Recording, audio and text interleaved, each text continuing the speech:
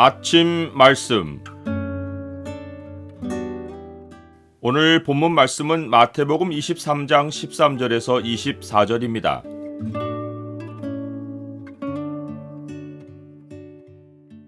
마음이 변화를 받아야 외식을 벗고 진실해진다.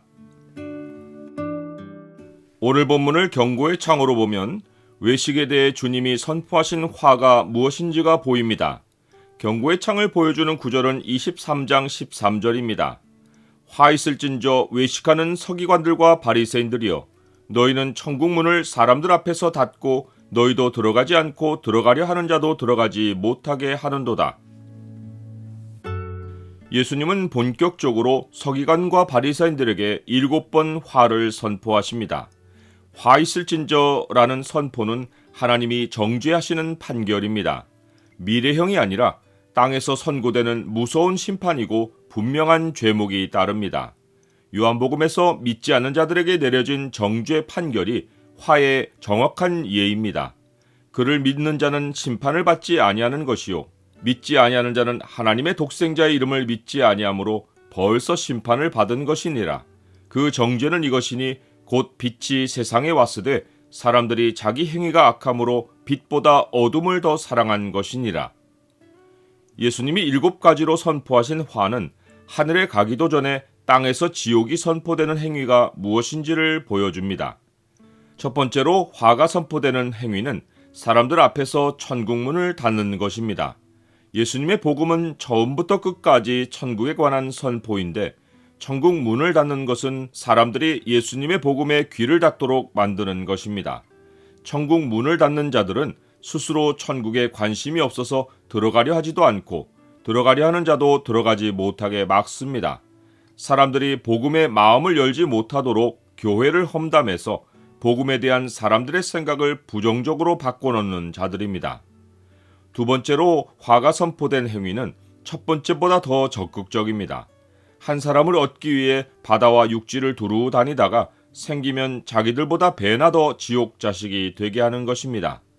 당시 유대주의만 아니라 교회 시대 이래로 생겨난 이단들이 이 경우입니다. 이들은 사람들에게 진리에서 빗나간 교훈과 가치관을 가르쳐서 마음이 진리에서 떠나게 만듭니다.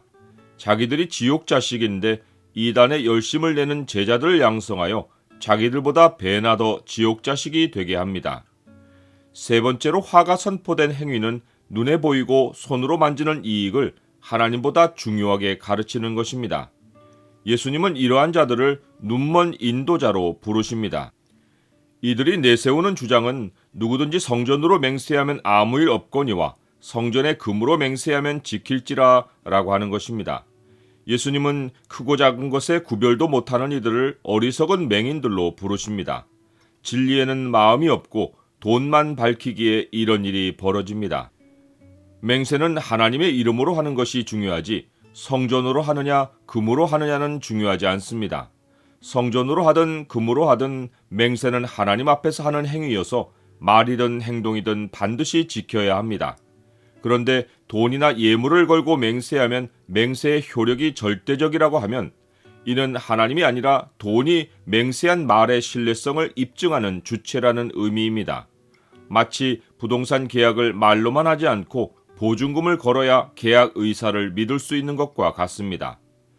돈으로 신뢰성을 나타내는 것은 세상 방식이지만 하나님의 사람은 하나님의 이름이 신용의 모든 것입니다. 더군다나 예수님은 우리에게 도무지 맹세하지 말고 오직 너희 말은 옳다 옳다 아니다 아니다 하라, 이에서 지나는 것은 악으로부터 나느니라 라고 하셨습니다.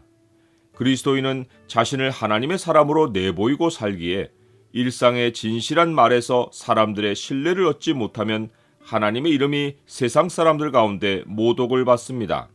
성도들 사이에서는 말의 신뢰가 생명입니다. 보증이나 담보를 사이에 두고 서로의 말을 믿으면 교회가 아닙니다. 네 번째로 화가 선포된 행위는 불법을 속에 품고서 세세한 신앙 행위로 자기를 옳게 나타내는 외식입니다. 하나님의 말씀은 정의와 긍휼과 믿음의 바탕을 둡니다. 미가 선지자의 선포가 3가지 원리를 따르는 삶을 잘 말해줍니다.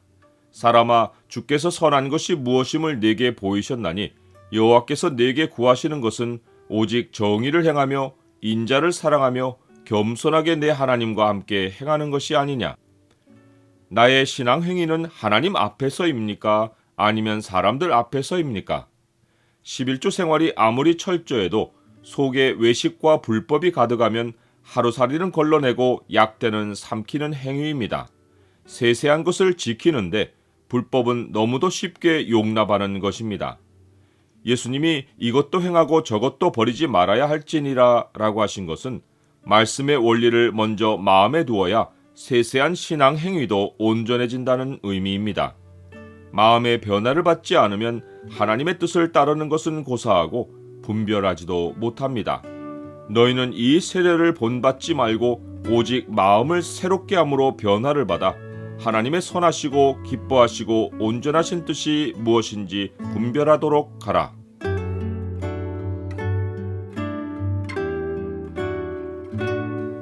주님, 사람의 행위가 자기 보기에는 모두 깨끗하여도 주님은 심령을 감찰하십니다. 화가 선포된 행위가 모두 외식과 관련이 있으니 주 앞에서 말과 행동이 항상 진실하게 하옵소서. 정의와 긍휼과 믿음으로 주와 동행하게 하옵소서. 예수 그리스도 이름으로 기도드립니다. 아멘.